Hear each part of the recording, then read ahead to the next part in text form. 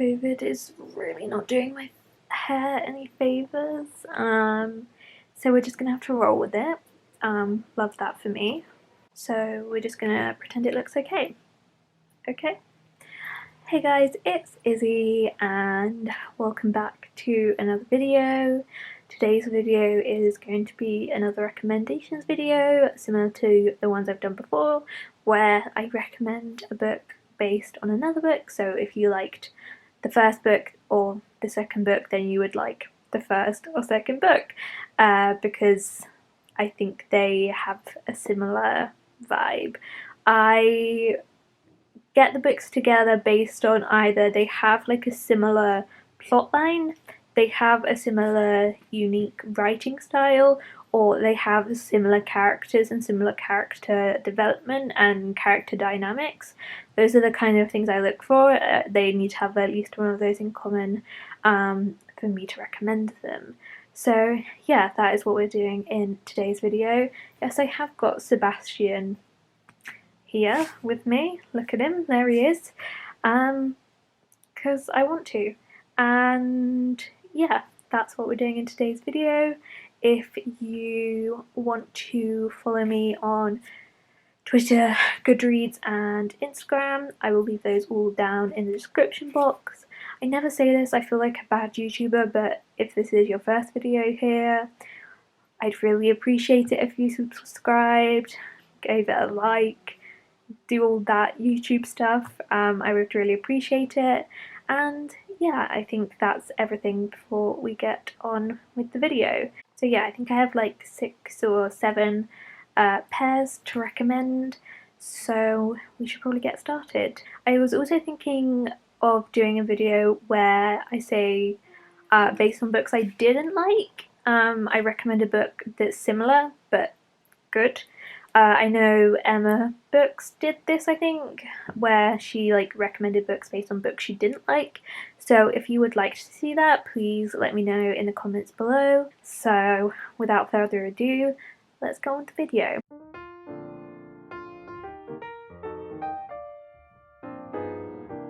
The first recommendation I'm going to say is if you liked Wonder by R.J. Palacio, then I think you would like What Stars Are Made Of by Sarah Allen.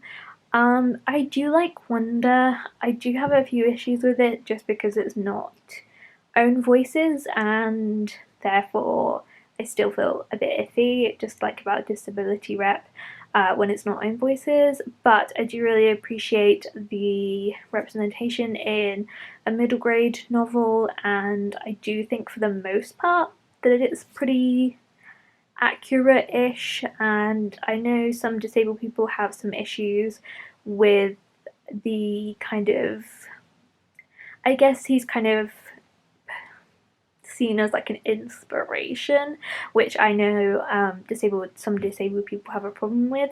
I, however, didn't have a problem with it in this book, just because I do think like it was mainly just like his kind of kindness and bravery and determination, rather than just, oh, he's disabled, let's be inspired by him. So I don't have as much of a problem. But if you don't know what Wonder is about, it follows the main character, Oggy, who is going to school for the first time. He's been homeschooled his whole life. I don't know how old, I don't know, like, does he start middle school? I don't know how American school systems work. I don't remember how old he is, like 11, 10? I don't know. Anyway, he starts school, he's got a severe facial disfigurement, and he was really poorly up until kind of like now, which is why he was homeschooled.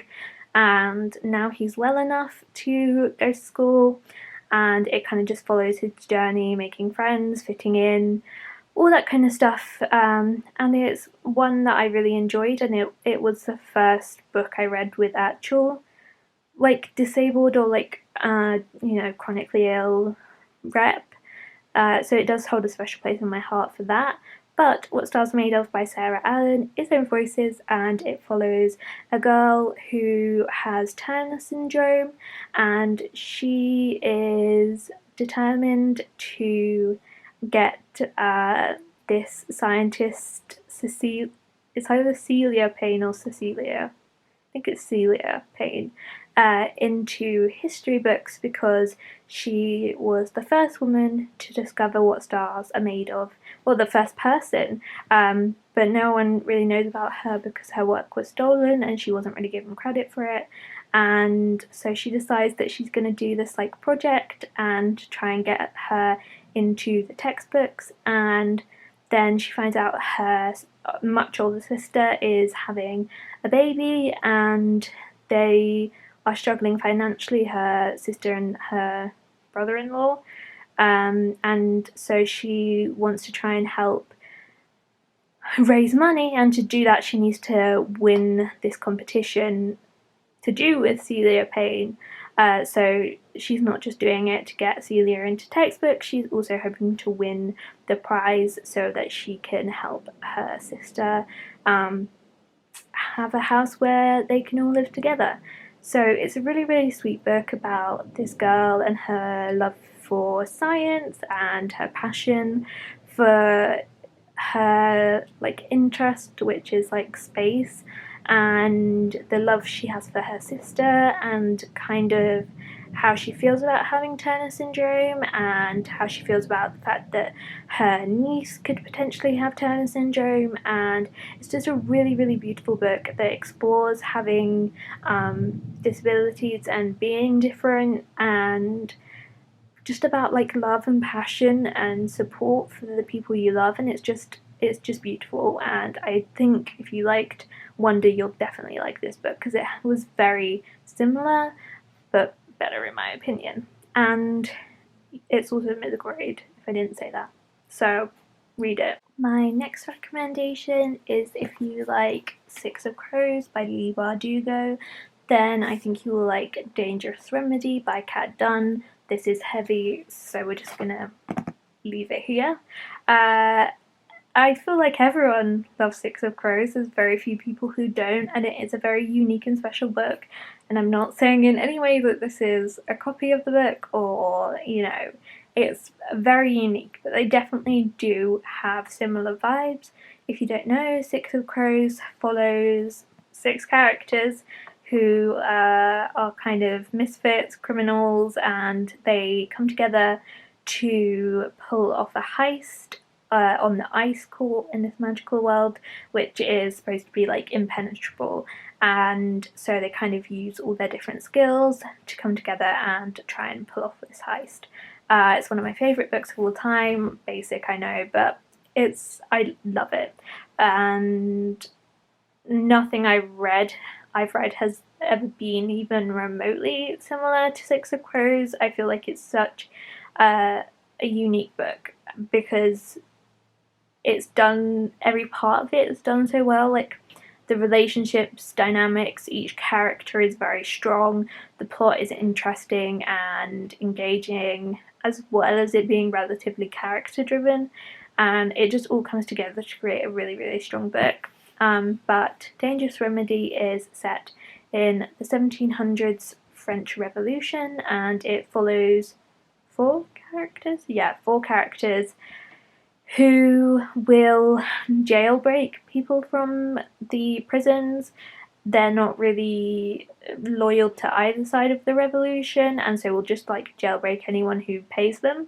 But then they are on this mission and they rescue this girl, and she is a lot more valuable than they were expecting because she has magical powers, and they are powers that could turn the tide of the Revolutionary War. So they have to try and keep her safe and keep her out of the hands of either side of the French Revolution, and there is heisting involved, you know, these missions trying to keep people safe. The relationships are really strong, the characters are really interesting.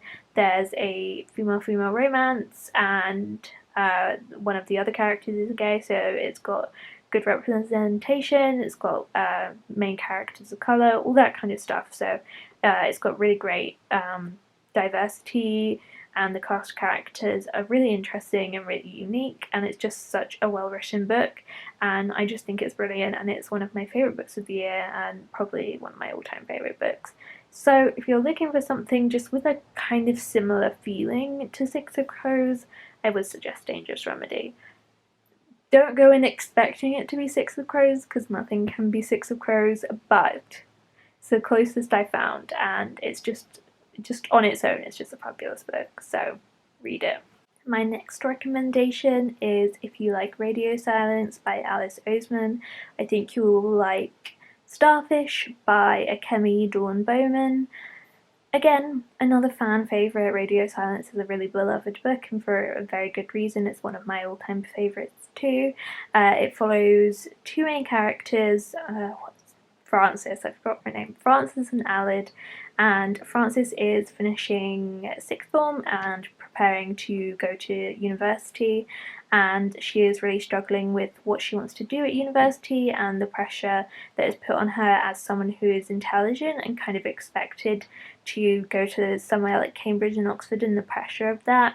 And then she is like really dedicated to this podcast called University, like university, but universe city. And she makes art for the podcast in her own time. And then the maker of the podcast asks her to like make art professionally for the podcast, and that's Alid, and they form a really strong friendship. Alid is dealing with an abusive parent and depression, and he is gay and demisexual, I'm pretty sure, and then Frances is bisexual, so again, good rep. So, it's got great rep. It's such a beautiful exploration of friendship and knowing what to do with your future, and just kind of being in that space, going from kind of like a teenager to an adult, and you know, going out on your own, and really just like finding your place in community and finding what you want to do with your life. And it's just absolutely incredible. I love it so much. It makes me cry every time I read it. I just love it. Again, I'm just going to put it down here because it's hard to hold it up. And Starfish is a really underrated book in my opinion. Not many people have read it, and I think that should change, hence why I'm recommending it. And it follows the main character Kiko, and she again is in the space between the end of school and starting university, and she is kind of putting all her plans and dreams on getting a scholarship into this art school, because she is an artist and she's wanted to go to this art school for her whole entire life, and she's, you know, like everything is going to revolve around this art school. And then she gets a rejection letter, and it kind of follows from there how she deals with having to reevaluate like the next, you know, like 4 years that she'd had planned out, and you know, even past that, and how to adapt your expectations and adapt your life. And she is also dealing with a somewhat abusive mother, and she goes to LA or something with her best friend from childhood to look at art schools there. And yeah, it just talks about kind of friendship, expectations, passion, all the themes that Radio Silence talks about. And it's just an absolutely fabulous book with a really strong voice, and it's just a beautiful book. And I think it's criminally underread, and I would suggest you pick it up. If you haven't read Radio Silence, read both of them. If you've read Starfish, read Radio Silence. You're going to have a good time. And yeah, they're just books that I think are so well written and just executed so well. The next recommendation I'm going to make is If You Like Girl Made of Stars by Ashley Herring Blake. Then I think you will like Break the Fool by Jennifer Iacopelli. And this is one of my favourite books. Ashley Herring Blake is an all-time favourite author, top 5 favourite author. I adore everything she's written.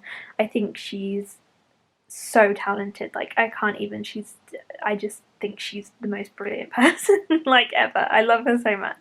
And Girl Made of Stars follows the main character, what's your name, Mara, and her world kind of falls apart when her twin brother is accused of sexual assault, and the person accusing him is his girlfriend and also one of Mara's best friends. And so pretty much from the beginning, she's very aware that she knows her best friend wouldn't lie about this, and she definitely believes the victim, but she does have to work through the kind of, how do you move on with your life when someone who you love and who you thought, who meant the world to you, has done something so awful, and how you can, how you can go on when you have had such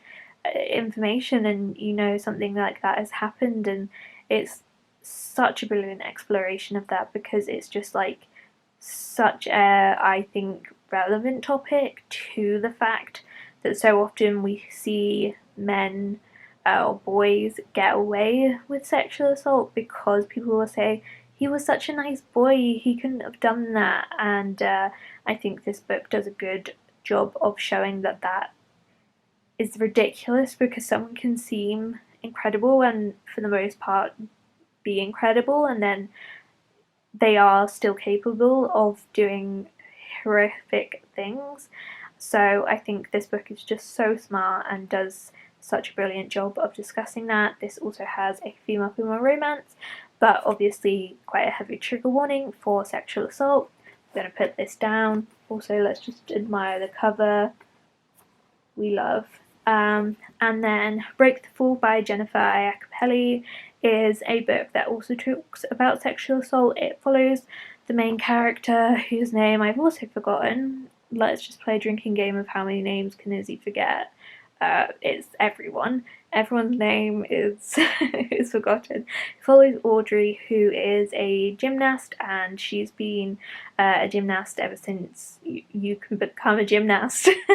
And she is going to the Olympics, and just before they start their preparation for the Olympics, the coach is accused of sexual assault, and he is removed while the investigation goes on. And so this team is given a new coach, but it's one of the girls on the team that accused the coach. And there's definitely a conversation again kind of around having this image of a person and almost worshipping them, and then figuring out how you readjust your whole kind of not worldview, but you have to really reassess something that's so ingrained in you. And I think again the book did a really good job of discussing the fact that someone you thought was brilliant is still capable of doing terrible things, and just because what you saw of them was wonderful, it doesn't make them wonderful. And it does a really good job of discussing victim blaming and kind of, I guess, internalized, what's the, internalized racism or internalized homophobia. It's internalized, I guess if you've been a victim, sometimes you can blame victims because you feel like maybe it was your fault, and so you kind of project that onto another victim. And both books just do such a fabulous job at exploring all those topics. They really made me think, and they were just so thought-provoking and so well executed, and I think they are just both brilliant. So if you've read one and not the other, I would highly recommend picking them up. And if you haven't read either of them, you should. They are just brilliant. And I also really liked Break the Fall because I learned so much about gymnastics, and then I got kind of obsessed with gymnastics because I was like, oh my god, these people are so talented, how do they do everything that they do? And I went down a rabbit hole of watching like every gymnastics person like ever. It was a great time. But yeah, pick both of them up. They're fabulous. My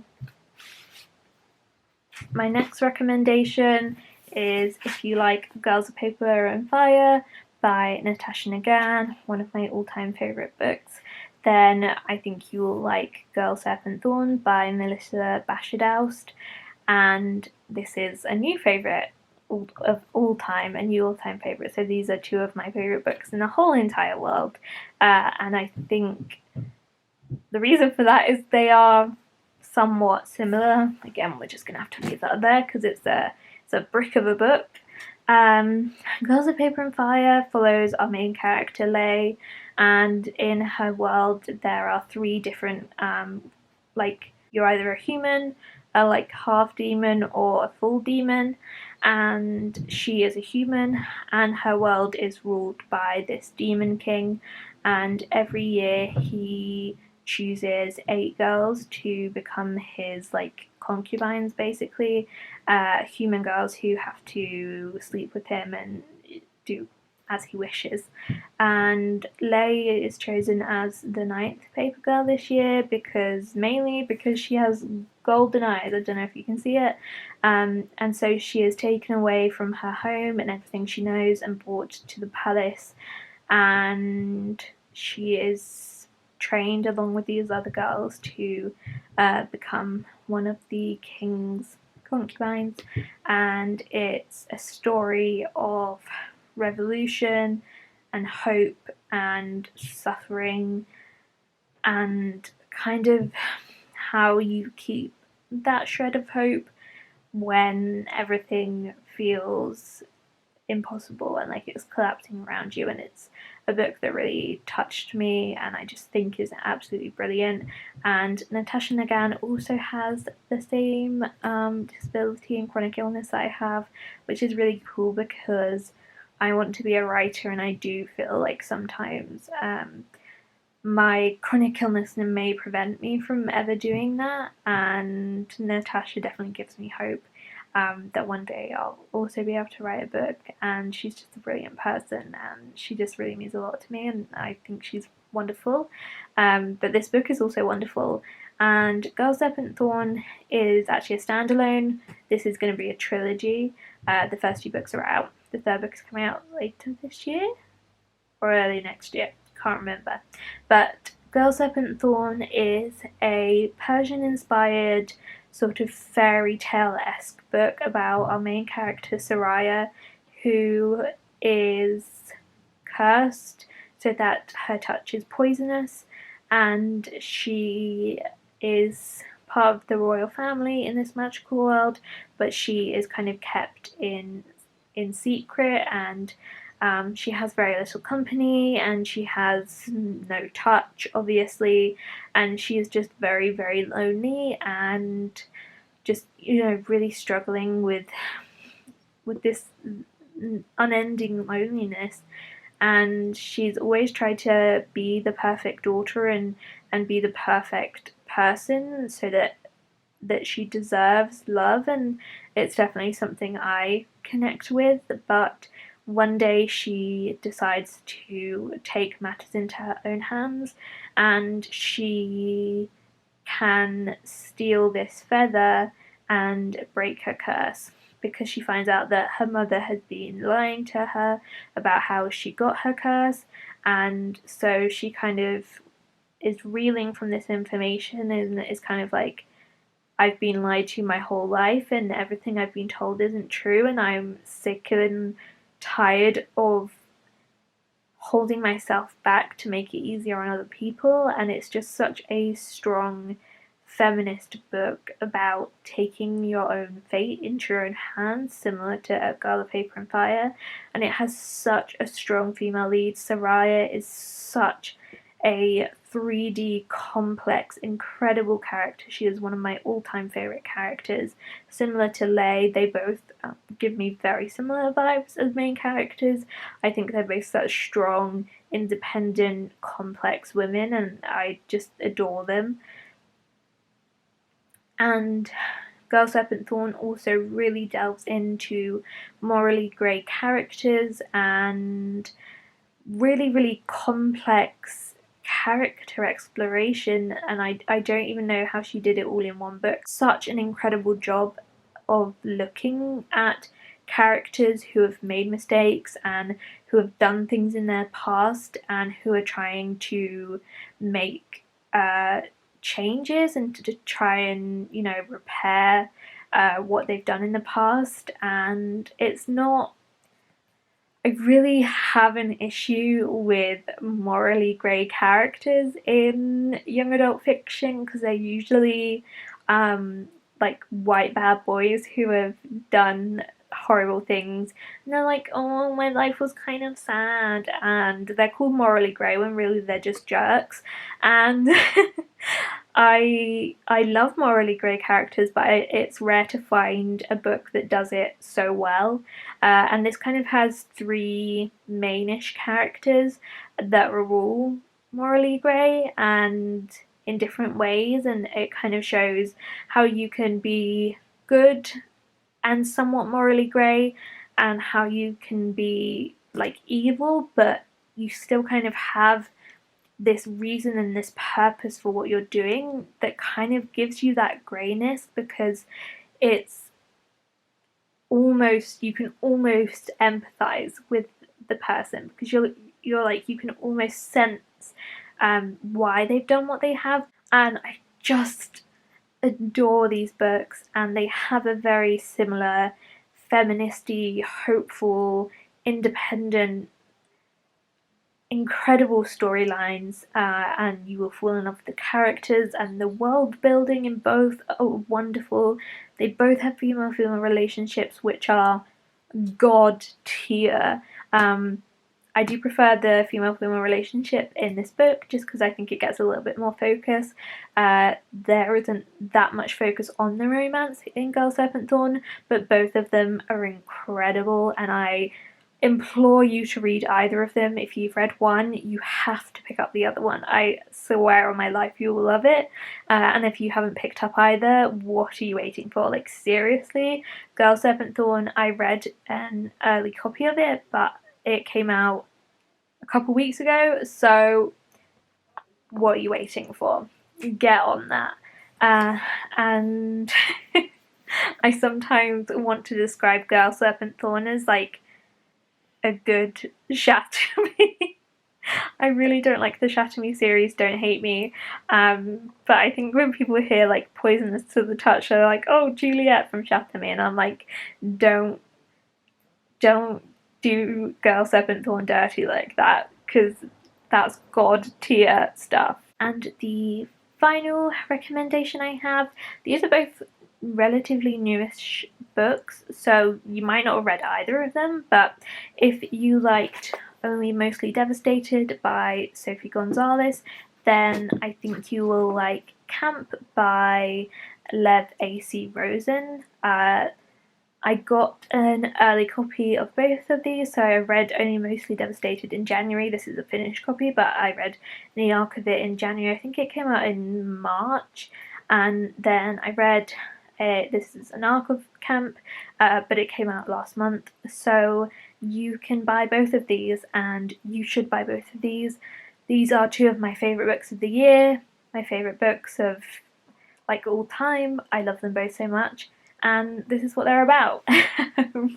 So Only Mostly Devastated is a queer Grease retelling, and it follows our main character Ollie, who has this whirlwind summer romance when he's staying with his aunt, and he kind of, you know, it gets to the end of the summer and he kind of gets ghosted by this boy once he returns home, and he's salty about it, which fair enough, but then his parents break the news to him that he's going to attend his senior year, and move school because his aunt is dying of cancer, and they want to be there to support to support his aunt and her children, his cousins, and so his parents move them out for the year, and so he has to attend his senior year at a completely different school, hence the Grease vibes we're getting. And then he gets to the school and he gets into class, and there is this boy who he kind of almost fell in love with and then got ditched by. And so it follows Ollie as he kind of goes through this process of having to move schools, having to kind of feel angry but also kind of want to get back together with this boy, but this boy isn't out at school, and it kind of looks at his friendships that he makes, and it definitely looks at kind of casual homophobia and kind of the prevalence of this homophobia. I think it did a good job of kind of showing that we are a long way from eradicating homophobia, and it also has this really beautiful relationship with his aunt and his younger cousins that he looks after a lot, and dealing with the grief but also trying to support the family. It's definitely overall a fun and happy book, but it does have this subplot which is really touching, really beautiful. But it's just a really fun queer book that really focuses on being queer and romance and kind of this teenage yearning, and how melodramatic relationships can be at that time. And it's just such a good book. And then Camp is a book about a queer summer camp, which they're living the dream. And basically, for the summer, any queer kids can go to this camp, and it's kind of a celebration of queerness, and they learn about queer history, and they put on like, you know, sort of queer versions of musicals and shows, and it's just like a safe space for all these teenagers who are still trying to, you know, figure themselves out and maybe don't have a safe space when they're at home, and they can come to this summer camp and kind of just be who they are, and it's just such a wonderful like concept. I was like, I'm in. And it follows the main character Randy, and I'm just going to put this there.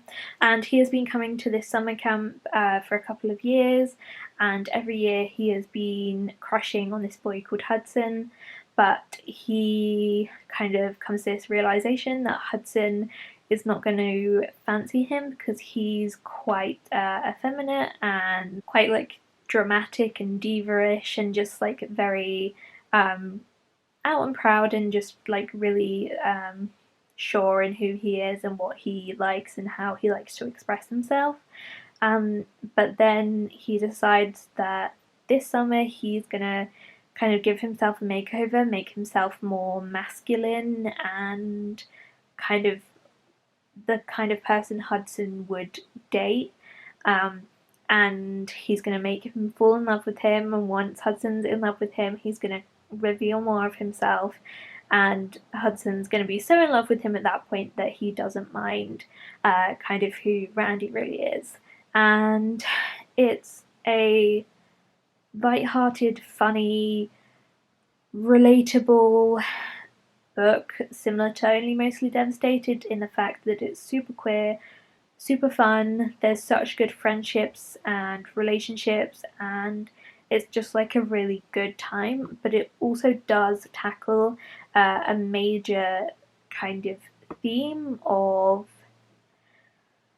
I guess, trying to change yourself for someone else and trying to be someone you're not to impress someone else. And it really looks at how there's no right way to be gay or queer, that there is no one way, that no one is doing it wrong, and if you're, you know, it kind of talks about like respectability politics in the fact that it talks about the fact that the more like flamboyant and effeminate gay people make the straight people stereotype the queer community when it's not on the gay people at all, like it's on the straight people. But it definitely talks about how internalized homophobia can make some gay men think that other gay men should just be like normal and like more masculine, and it's such a well executed book that definitely makes it very clear that that is not the case and that everyone should just be themselves. But I also really appreciated that it didn't vilify the kind of person who was who thought that and who had that internalized homophobia, because it had been kind of ingrained into him, and that's the case for most things like internalized ableism and homophobia and racism, is that it's ingrained in us and it's very hard to unlearn, but you can take the steps to start doing that. And it's just, I think Levi C. Rosen is such a talented author. One of my favourite books I read last year was Jack of Hearts, also by him, which also talked about respectability politics and the fetishization of gay men, etc., etc. They are both very sex positive books, Jack of Hearts and Camp, and they have so much representation. Same with Only Mostly Devastated, like the main character is gay, the love interest is bi, one of his friends is bi, so it has quite a lot of representation. And in Camp it has literally like everything: gay men, lesbians, aromantic asexuals, trans, non-binary, everything under the sun, which is really nice to see. And I think they're just very similar in their humour and in their queerness, and they are just really, really heartfelt, incredible books that I just love so much, and they definitely should make their way onto your TBR because they are so worth the read. I just think they're fabulous, and I just want everyone to read them. And yeah, so even if you haven't read either of them, pick them up because you will be missing out otherwise. I promise. So those are all the recommendations I have for you today. I will leave my other videos I've done on like this because I make some good recommendations based on other books, and I still really stand by all the recommendations I've made between books, so I will leave those videos up in the cards if you want to check them out. I would also really appreciate it if you checked out my previous video, which is a conversation about disability and my experience being disabled, and I would really appreciate any love and support you can show to that video, especially during July, which is Disability Pride Month. And if you can put the energy into June Pride Month and the Black Lives Matter movement and everything like that, then I think you should try and put the same amount of energy into supporting disabled creators. And yeah, I just really would appreciate it if you checked it out. So thank you so much for watching. You can find me on all social medias in the links below.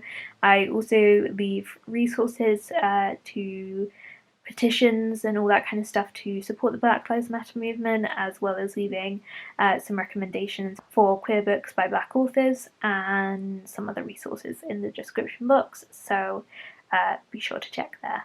But yes, thank you so much for watching. I hope you have a wonderful rest of the day, and let me know if you want to see another version of this but based off books I don't like in the comments. So yeah, thank you so much for watching. Have a wonderful rest of the day, and I will see you in my next video. Bye!